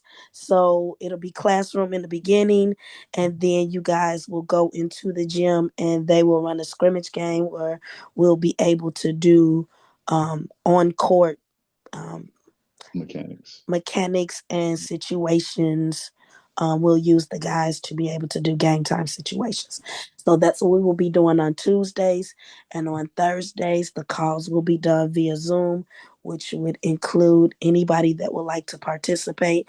And as I said before, if you know coaches, ADs, players, and we prefer the players if their coaches participating, because we don't want this to turn into some teenage playing on these calls, because we're going to be serious about these game, learning about this game. Please feel free to have them reach out to us and to share the Zoom link with them so that they will attend, because the more people we get educated, hopefully the better the next season will be. So they should bring a whistle and a shirt, or just a whistle? Yeah, they could just bring a whistle and their shoes. So, as I said, they don't have to have a certain shirt. They don't have a t-shirt. It don't matter what they have on, as long as they have on comfortable clothing, Okay. to be able to walk on the court or run up and down the court for game time situations. I think Coop, the plan is to get the more newer officials in more than the veterans, but it'll still be court time, because I know a lot of what we witnessed this year. We still have a lot of officials who do not know the four spots and positioning issues. So I know that the guys will be working on things like that with us. So um, if they could just be comfortable and be prepared, you may or may not take the floor. It depends on what the timing situation is. Coop will decide based on the amount of people. They're going to break the groups up. Some may be in classroom while some are on the court, vice versa. But that's why we would like for people to sign in and register, so we know how many people will be attending, because Coop will be doing an agenda with the guys every week. They'll be presenting, different presenters will be presenting different things at different times. So they all won't be talking on the same night. But you might have Vern going over professionalism, while you might have Coop talking about rules. So it might be different sessions. It depends on how many people we get, but that's going to depend on the registration. Absolutely, absolutely. So, and also, if you know anybody that's interested in officiating, reach out to them, bring them, invite them to come out. It's free. If they want to come out and participate. Again, we need more officials. We need more scorekeepers, timekeepers, shot clock, keepers, especially for the upcoming season. So again, this is our chance. Like I said earlier, a lot of athletes work during the off season and the conditioning and going through their drills and things. It's the same thing for officials. We got to do the same thing to get ready for the upcoming season. And this is our chance to do that. So we want to make sure we take advantage of all the time that we can. The reason why we're starting this out now is because, for those that are familiar with the IHSA rule, in the month of June, there's a lot of teams playing as their actual school team. They'll be playing in different, shootouts and things. And also, for an officiating standpoint, there will be a lot of IHSA basketball clinics going on during that time. So again, that's an opportunity to get your IHSA credit, which is, necessary for you to have we said go every year, because again, the rules change, but the IHSA requirement is that you attend a clinic at least once every 3 years. But because of the rule changes and how the rules are changing so much, it's important that you go every year, in our opinion. So we encourage everybody to go every year. Sometimes you might even go more than just one clinic, because again, you might pick up a couple of, nuggets from this clinic over here, and then some more nuggets from that clinic over there. But the more you can expose yourself to this, the better off you'll be. So, with that being said, again, we're not going to hold you any longer. Thank you for being on the call, and everybody have a great evening. Good night. Good night, everyone. Good night. Good night. Yeah, good night. Night.